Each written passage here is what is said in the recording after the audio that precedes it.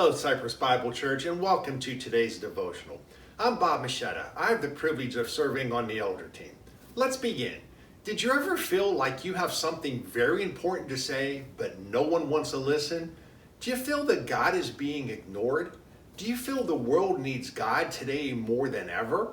Do you ever feel that you should say something or get involved, but then later convince yourself, why bother? No one wants to listen to me or hear what I have to say. I know I have a lot of these thoughts. So what are we as Christians to do? Needless to say, we can find the answer in God's Word. Today we're going to look at the book of Isaiah. So let me turn and let me give you some background on this prophet. He was to speak for God. This often involved confronting people and their leaders with God's commands and promises. This did not always make Isaiah popular, as his message of truth was often ignored. Some people would listen, some would nod their head, but more often people would respond with clenched fists, insults, and threats.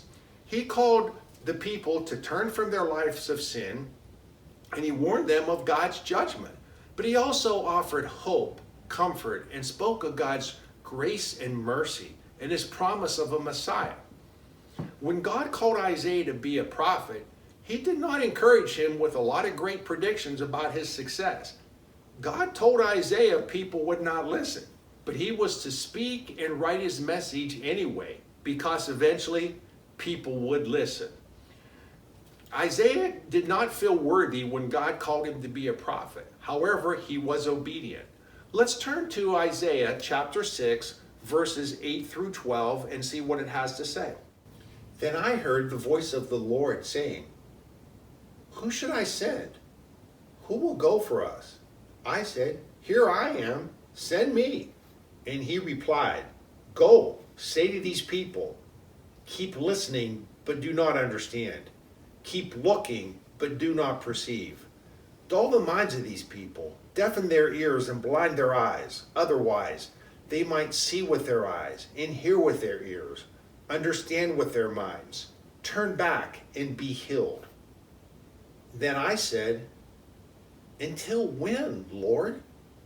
And he replied, "Until the city lies in ruins, without inhabitants. Houses are without people. The land is ruined and desolate, and the Lord drives the people far away, leaving great emptiness in the land." It seems to me that God is telling Isaiah that some people will turn to him only when there's no place else to go. I find this to be true today.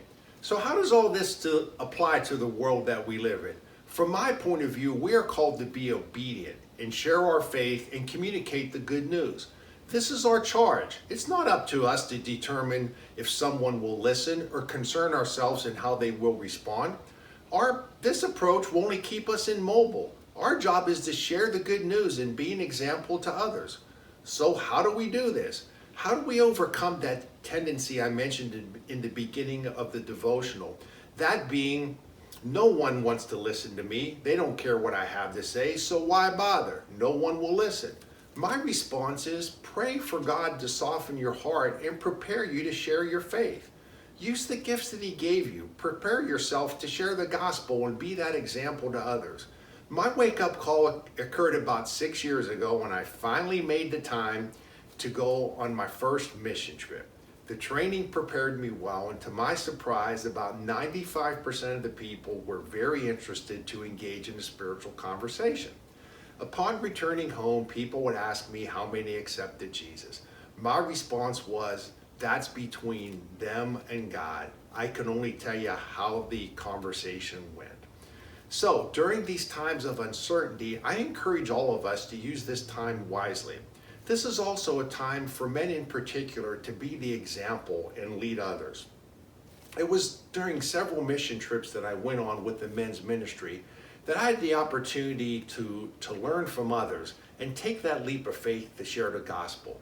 There are numerous opportunities to learn to develop your skills to engage in spiritual conversations. But let's not stop with the training. Let's get into the execution phase. We can act now. There's no need to wait till the world returns to normal, to the new normal, or to when COVID goes away, subsides, comes back, or does whatever it needs to do. The answer to all of the questions I presented at the beginning of the message is for we are to live our lives and share God's word independent of the circumstances. So when you hear these opportunities come up, think of Isaiah 6:8. I heard the voice of the Lord saying, "Whom shall I send? And who will go for us?" And I said, "Here I am, send me." Let's all answer that call. Have a blessed day.